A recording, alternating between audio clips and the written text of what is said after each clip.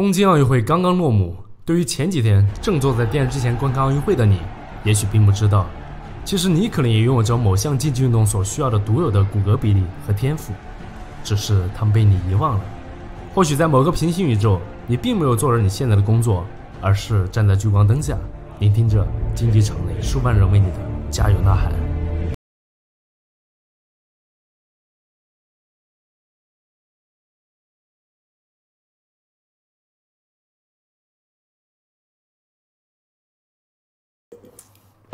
嗨，大家好，这是 Eric 凯伦台，我是 Eric。这是一名美国摄影师 Howard Schultz 拍摄了各项运动的顶尖运动员在他们巅峰时期的体型照片，做了为了呈现最真实的比较，让所有运动员均身着统一的黑色服装和采取同样的角度进行拍摄。我们不难看出，虽然他们都是各个领域的翘楚，但是外形体征和骨骼比例却有着极大的差异。有的高，有的个矮，有的躯干长，有的四肢长，有的肌肉发达，有的身材纤细。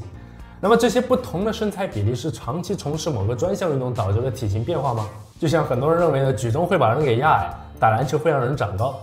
事实并非如此。这是因为某些特定的身材比例在机械能的利用或者是动作执行等方面有更大的优势，会更加适合某些专项运动所特有的动作模式。换句话说，就是更容易出成绩。所以当教练员在进行选拔的时候，会将这些身体数据作为一项重要的指标来进行参考。因此，虽然有的时候个头矮、腰长腿短并不符合我们固有的美学认知，但如果将这种身材放在某个专项运动里，就叫做天赋。这期视频我会从奥运会的热门项目里挑选一些在运动员的外形、体格、身材比例上较为有特点的项目，来看看这些项目在运动的选拔上一般都有哪些标准。正好借此机会，大家也可以来看看自己身上是否有这些被自己忽略的天赋。如果有的话，那你更适合哪一个竞技项目呢？举重应该算是我们中国选手极具竞争力的一个板块。今年东京奥运会，咱们出征的8名运动员就斩获了7枚金牌和1枚银牌。获得这样的成绩，除了日复一日的艰苦训练、打磨技巧，其实归根结底，良好的天赋才是一切的基础。因为举重这个项目需要将极大的重量从地面拉起来并举过头顶，所以在同样的体重级别下，身高越矮、手臂越短的运动员，移动杠铃的做工距离就越短。你要知道，在如此大的重量下，哪怕是多往上移动1公分，都意味着需要瞬间爆发出多很多的力量。而腿越短，躯干越长，一来可以重心压得更低，下盘更稳；二来起杠的时候背角可以越大，也就是你上半身和地面的夹角越接近竖直。这样的话，在起杠的时候，你的下背部压力会更小。如果你有练过硬拉，应该能体会这一点。举重运动员的手掌需要大一些，这样抓住并不是特别细的杠铃会更轻松一些，握得更紧，避免掉杠。此外，肩宽胸腔厚实，骨头粗大，能让你的胸口支撑起更大的重量。而先天大腿粗壮，臀部丰满挺翘，就意味着下肢的力量更足。因为我们知道，举重过程中下肢的发力是主导，所以这也是为什么我们看到举重选手通常能有着和这个健美选手一样外翻的股四头和饱满的臀部肌肉。如果你正好具备以上这些优势，请在屏幕上扣1。接下来我们再来看看竞技体操。竞技体操对这个技巧的要求非常高，动作不光要有力量，要精确，还要极富美感，动不动就在空中进行闪转腾挪。如果身高越矮，那么轴径就越小，在空中完成旋转动作肯定会比大个子选手来得更加容易。所以我们才看到绝大部分女子体操运动员都在1.5米出头，而男子则在1.6米出头。根据2020年中国居民营养和慢性病状况报告，18到44周岁中国男性平均身高在169.7公分，而中国女性平均身高是在158公分，而且这一数字还在不断的上涨。所以体操要求的这个身高天赋在某种程度上来说会越来越稀缺。由于体操项目属于男美型的项目，动作的完成度和美感是裁判打分的重要依据。但有的时候运动员姣好的面容或多或少还是会给裁判留下一个更好的印象。我觉得对于大多数人来说，身高可能是一个比较难以满足的条件。但是认为自己颜值还是有戏的朋友，请在屏幕上扣1。各位吴彦祖分组，快出来报道。我最近身体有点问题。什么样的问题啊？我觉得我好英俊。长跑不同于注重爆发力的项目，它更偏向耐力，所以教练员在选材上会更偏向于体内1型肌纤维更多人进行培养。之前我也讲到过，1型肌纤维具有更丰富的这个毛细血管网和肌红蛋白以及线粒体，所以它的有氧能力特别强，适合耐力运动。但它的增粗潜力比起爆发力更强的2型肌纤维则要逊色许多，所以就算长跑运动员跟你一起天天举铁，也很难有较大的肌肉维度。整体上属于纤长的身材。体型上来说，体重较轻，身高适中不能太矮，不然步幅会太小，比较容易吃亏。这里我们看到几位顶级的长跑选手的身高体重和 BMI 值。基普乔格是目前马拉松的纪录保持者，大破节是代表黄种人的顶级选手，他们的身高均落在170到180的区间 ，BMI 则在18到20。一般来说，常年进行力量训练健身爱好者 BMI 都会比这个要高出一大截儿，因为肌肉量更大。此外，躯干较短、宽窄、腿长，而且小腿长的运动员更具有优势，因为在同样的身高下，如果你的腿部划过一样的角度，腿长的选手步幅会更大。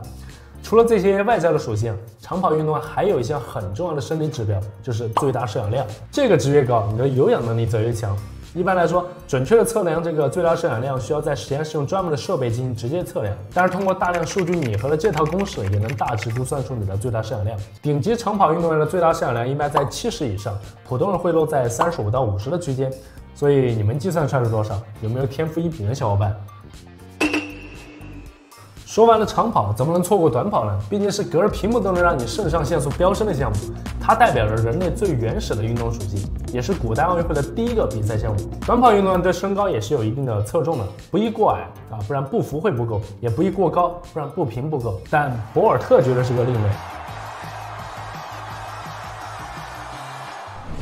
此外，短跑不同于长跑，需要的更多是爆发力，所以2型肌纤维的含量越高的人则更适合短跑。通常我们可以通过直接测量原地起跳高度或者是立定跳远的距离，就能预估出这个人的爆发力水平。而这些年随着基因技术的不断完善和发展，就能通过基因测序的方式得到更为客观的结果。就比如这个 ACTN3 这个基因，它主导了我们2型肌纤维的制造。如果碰巧是 RR 型的配对，那么该个体2型肌纤维的含量就会更高。牙买加人、美国和英国黑人在这一点上就有更大的优势。至于短跑运动员的骨骼比例，短跑选手需要腰短、腿长，而且小腿长，从而能增加步幅对足部的形态也有所要求，脚不能太长这样能增加腿部力量的传导效率。而前2个脚趾则需要长一些，因为短跑运动基本上是前脚掌接触地面，较长的脚趾能增加与地面的接触面积。至于上肢，手臂稍长的话，可以加强摆臂的力量，为跑动进行助力。看来优秀的短跑运动员所具备的天赋真的是万里挑一，非常难得。目前国家2级运动员100米需要跑进11秒5，1级需要跑进10秒71。这里有能跑进11秒5的朋友吗？有的打1。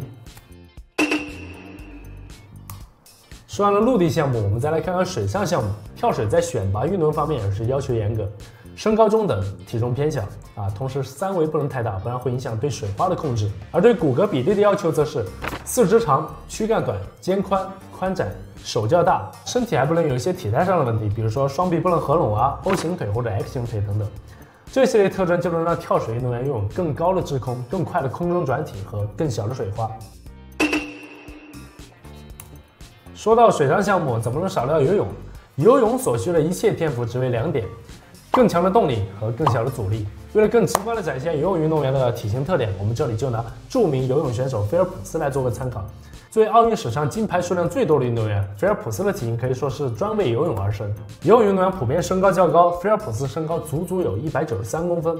，193在很多人看来应该是这样的长腿欧巴身材，然而菲尔普斯的比例却是这样的。腰长腿短放在模特界可是分分钟出局，但在游泳界这就是神一般的存在，因为这能让他的腿部在水中的阻力更小，打水的时候身体也更为平衡。再来看看臂展，游泳运动员的臂展最好要长于身高，因为游泳的总推力有一半是来源于上肢的划水，胳膊越长则意味着你的划水半径更大，动力更强。菲尔普斯的臂展更是达到惊人的2.07米，比身高足足长了14公分。同时，游泳运动员的手掌和脚掌也比一般人要长，他们就像是这个船的螺旋桨，与水的接触面积更大，推进的速度也就更快。菲尔普斯的脚码更是达到了47码，虽然比这个索普的50几码要稍微小一点，不过对于普通人来讲，也近乎是脚蹼般的存在了。至于他的手掌的具体长度，我们也找到相关的数据不过可以看一下这张图来感受一下。这还没完，菲尔普斯的踝关节比常人还多出了15度的活动度，所以比起其他人，他的足部可以实现更为充分的打水。以上的种种罕见比例和特殊结构，加上菲尔普斯的个人努力，让他开创了一个属于飞鱼的时代。看了刚才这个例子我们发现每个运动都有更适合他的天赋，某个特质放在这个项目上属于劣势，而放到另外一个项目却成了顶级优势。我在想，除了运动和身体天赋，这个道理也同样适用于我们的工作和学习。有的人动，有的人静，有的人擅长理性分析，有的人擅长情绪共鸣，清晰地认识到自己的性格特质和兴趣点，找准属于自己的赛道，然后坚持到底。这期视频稍微有点长，感谢大家耐心看完。要是你喜欢我的内容，请您戳个关注，再来个3连，非常感谢。这里是 Eric 电台，我是 Eric，咱们下期见。